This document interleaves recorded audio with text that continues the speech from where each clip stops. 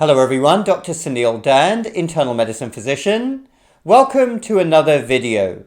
Now I've talked a lot before about the Hippocratic Oath, that ancient oath, those ideals that physicians all over the world are supposed to aspire to. It is named after Hippocrates, the father of medicine from ancient Greece, 2,500 years ago.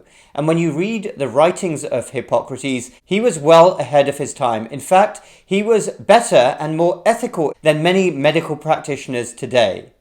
Nowadays, our medical professions all over the world are completely and utterly lost. We have lost control over our profession and we have completely surrendered to other interests, whether that is big government, whether that is financial corporate interests, of course that is a big one, whether that is surrendering at the altar of political correctness over real medicine or science, and also, of course, the routine foolhardiness that is so much of our world today in 2023.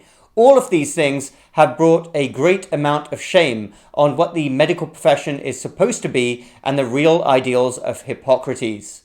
I was recently in a hospital and I was in a physician area, and tucked away on the wall was a plaque with the Hippocratic Oath. Now it was tucked away in the corner, hardly anybody could see it. It should actually be front and center of every physician area in the hospital, but let me share it with you here, what it said. So here we have it, the Hippocratic Oath. I do solemnly swear by that which I hold most sacred, that I will be loyal to the profession of medicine and just and generous to its members. Well, those are very fine words to start off with. That I will lead my life and practice my art in uprightness and honor. That into whatsoever house I shall enter, it shall be for the good of the sick, to the utmost of my power. Well, that of course is not modern day language, because the days of the physician-doctor house calls are over. And isn't it interesting that for thousands of years, that's something that doctors were expected to do. That was the duty, to make house calls. And up until only 20 years ago, everybody can remember doctors making routine house calls. But in our modern day medical system, that's a thing of the past. I, holding myself aloof from wrong, from corruption, from the tempting of others to vice.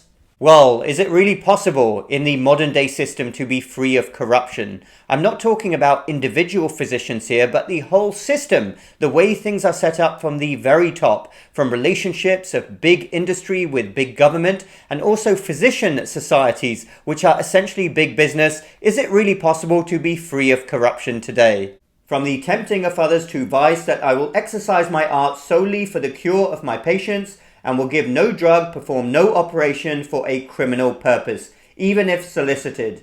Well, that is something to really reflect on as well. They mention giving no drug or surgery. Their first concern is that you shouldn't give medications or perform surgeries, not be all in gung-ho like a cowboy with everything at your disposal. That's because the best doctors know when not to treat. Far less suggest it, that whatsoever I shall see or hear of the lives of men which is not fitting to be spoken, I will keep inviolably secret. These things I do promise, and in proportion as I am faithful to this, my oath, may happiness and good repute be ever mine. The opposite if I shall be forsworn. Those are very powerful and striking words indeed. And there are lots of different versions of the ancient Hippocratic Oath. They touch on the same themes, and I want to share this version, which you can find online at the Library of Medicine. So these parts in particular that I wanted to highlight, I will use those dietary regimens which will benefit my patients according to my greatest ability and judgment, and I will do no harm or injustice to them. As a physician who specializes in metabolic health and lifestyle medicine, that is music to my ears, because nothing comes before what you put into your body. And if you read what Hippocrates wrote, he knew that very well. That should literally be the first question on any doctor's lips, but it's rarely addressed nowadays. What are you eating? Prescription of a diet to help with your illnesses. I will not give a lethal drug to anyone if I am asked, nor will I advise such a plan. And similarly, I will not give a woman a pessary to cause an abortion. Well, a few thoughts on that last statement.